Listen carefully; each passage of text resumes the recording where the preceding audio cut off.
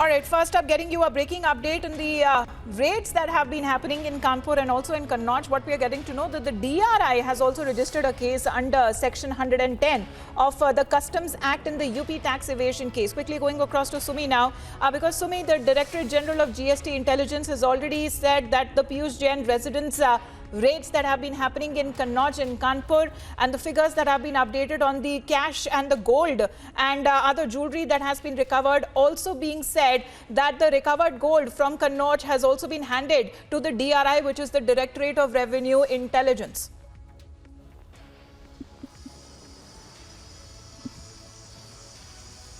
Yes, absolutely. So many raids are going on and in fact have happened in the span of last 5 days.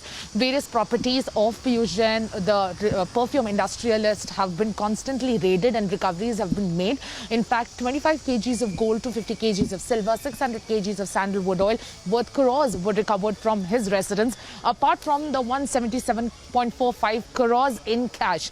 In fact, his factories have also been raided in Kannauj. An additional 23 crores of gold was recovered from that particular place in Kannauj, and the gold has been handed over to DRI. As we know, multiple agencies have been roped in to conduct these raids at various locations in Kanpur as well as in Kannauj. And apart from that, his associate Praveen Jain has also been raided. Yesterday night, one of his properties was raided, and in fact a recovery was made of 3 crores, and documents pertaining to various properties of his have also been raided. In fact, that was he is the promoter of Ganpati Roads Carrier, and his property his property was in the radar, and his property was raided first, and after that dots were connected by the DGGI, and his goods truck was intercepted back in the day in Gujarat, and after which a tip-off was received by the DGGI, and that's how all of the raids and all of the focus has now been on Piyush Jain. And we know that he was presented before Kanpur court and how he has been given the judicial custody as we speak.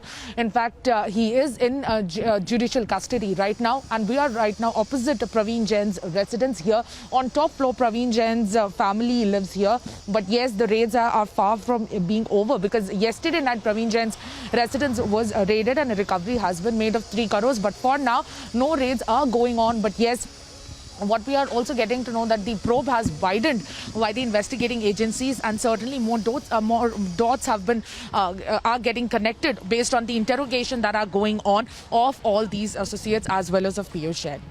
Right. Sumi, just stay on with us. I believe we also have Shravan joining us on the broadcast. Shravan, just help us understand, even when the raids were underway in Kanpur and also in Kannauj, it is now the DRI which also will be taken into consideration, as the central agencies have now handed over the recovered gold to the DRI.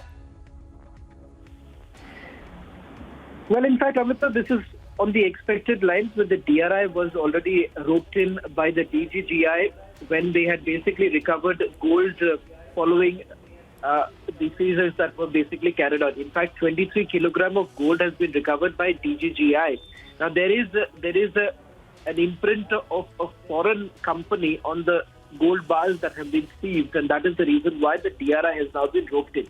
In fact, the DRI team was in Kanpur yesterday. They had made an assessment of the seizure that was done by the DGGI. And finally, now we are given to understand is that a case has been registered by the DRI under Section 110 of the Customs Act, which would essentially mean that Piyush Jain will now be questioned by the Enforcement Directorate, not by the, I beg your pardon, not by the Enforcement Directorate, but by the DRI. Now, as far as the modus is concerned, now preliminary investigation, Amita, has revealed that there have been firms that have been linked to Kanpur businessman Piyush Jain, which was basically involved in sending raw material of perfumes to Dubai.